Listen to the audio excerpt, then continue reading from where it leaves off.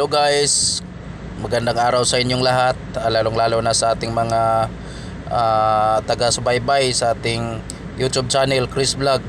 Ngayong araw guys, ay pakita ko sa inyo kung paano natin lulutasin ang problema sa ating inahing baboy na nag-overdue na sa kaniyang panganganak.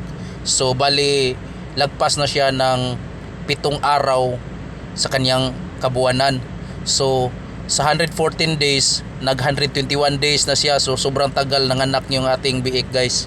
So pasensya muna kayo guys na picture muna yung intro natin kasi hindi nag-play yung video natin.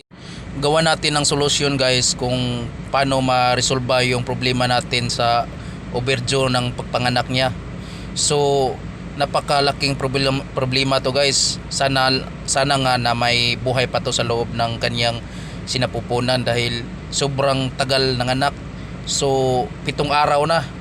So hopefully na may salba pa tayong mga biik sa loob ng ating inahin. So ngayon mag-inject tayo ng Lutalize injection para magpuwersa ang kaniyang puwerta na mag-open para ipanganak niya kung ano ang nakabara sa loob ng kaniyang sinapupunan. So punta na tayo sa video guys. Ito yung inahing baboy. So wala pang sinyalis na lalabas yung kanyang anak. Tingnan natin guys kung bakit hindi siya nanganak ng maaga, o ito kaya sinyalis ng kanyang may sakit kasi na tinatawag nila, kung anong uri ng sakit ito o pagdili ng panganak ng inahing baboy. Ang gagawin natin ngayon guys, mag-inject tayo ng Lutalize injection para mapuwersa yung inahing baboy o pagbuka ng kaniyang puwerta na ipanganak yung biik niya sa loob, o anong nangyari, may patay ba sa nakaharang, o bakit kaya hindi siya lumalabas ng maaga mga ka-vlogs. So gagawin natin ngayon, magturok tayo ng injection diyan sa kanyang puwerta. Ayan guys, as you can see guys, malaki ang tiyan ng ating biik. Ayan, so hindi na siya tindig. Ayan, sobrang laki na ng tiyan. So kailangan na talagang palabasin tong ibibig niya. Kailangan na itong mga anak guys, oh. Pero wala pang sinyalis.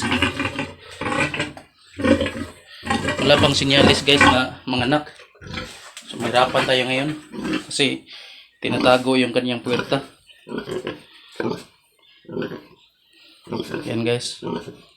So kailangan natin magawa ng paraan. Ayan, para manganak to, makaturok tayo ng injection. Ayan, pahigain natin to.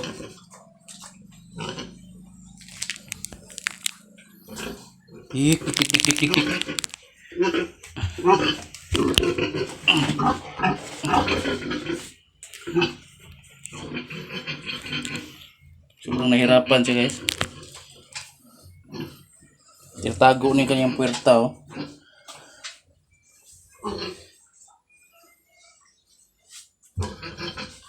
Kailangan na itong mga anak. Ayan.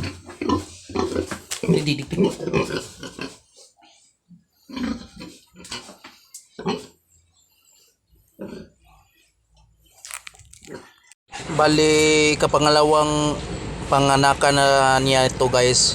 So sa unang panganak niya ay yung panganay naka 30 na biik siya. So ngayon sobrang laki ng kaniyang tiyan. So nag-expect tayo ng marami ng kaniyang biik. Pero hopefully na may buhay pa to sa loob kasi ang dami ng araw na lumipas guys. So 7 araw na nakalipas. mukhang natagalan to na mga nakano kayang problema, may nakabarabas kaniyang sinapupunan o sa kaniyang puwerta. Baka natamaan din to guys ng eclipse. Tapos na tayong nag-inject ng Localized injection. So 3 ml lang ating itunurok sa kaniyang puwerta. So ito yung magpuwersa na magbukas ang kaniyang puwerta guys. So mga 30 oras mag-expect na tayo na lalabas na talaga yung yung biig o may nakabaraba sa kanyang loob. So mapwersa yung lumabas. After maturukan natin ng Localized injection guys, ito na siya, mukhang mainit na kanyang ulo. So siguro malapit na tong mga anak guys. So nagukay-ukay na siya, para na siyang balisa. Medyo agresibo ng ating biik. So hintay-hintay lang tayo kung anong kailan to mga nganak. Ang Localized injection guys ay kahit wala pa siyang wala pang hindi pa nag babasa yung kaniyang puwerta, pwede nating itarok. Ayan, para lumabas na ang kaniyang baby pig sa loob ng kaniyang sinapupunan.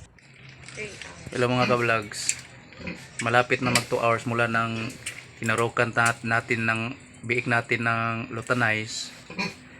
Ayan na, hindi na siya mapakali. Tapos nagtatai na siya. Tapos ayan, nilagyan ko ng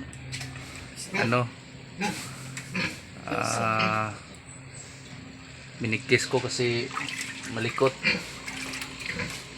at mukhang na siya, balisa na siya mga ka-vlogs. So observe natin yang ayan na, napakalaki na ng tiyan. Na siya, naglaps na siya ng 7 days. So napakahaba ng niya, ng overjo. Hopefully na may buhay pa sa loob ng tiyan ng ating biik inahin. Localized ang ating hindi kanina. So sabi nila magpuwersahan daw na bumukas yung kaniyang puwerta, tapos mag-spotting at mapuwersa siyang mapanganak. So may labas yung nasa loob ng kaniyang tiyan.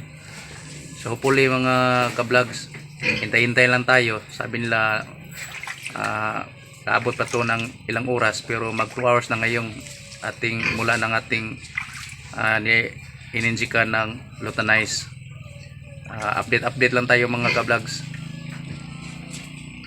Ito na guys, ito na mga ka-vlogs. 9 AM itinurok natin yung Localized injection kahapon.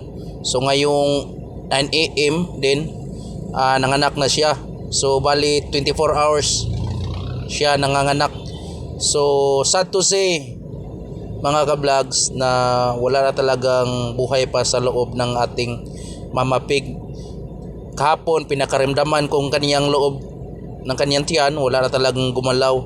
So maybe ilang araw na to namatay sa kaniyang sinapupunan dahil may mga patay na maitim na talaga. So parang ilang week na to namatay, kaya to hindi siya, ito yung bumara sa kaniyang puwerta. So yung ibang mga biik sa ilalim na siya na poison.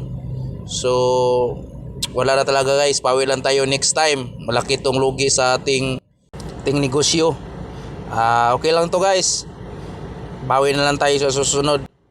Hindi kasi ako nakafocus ng maayos nitong mamapig na itong kailan to ang kaniyang kabuwanan sa tong lesson learn, dahil sobrang pabaya kami sa kabuwanan niya. Ito na lang guys, maraming salamat sa panonood. Hanggang sa muli, salamat.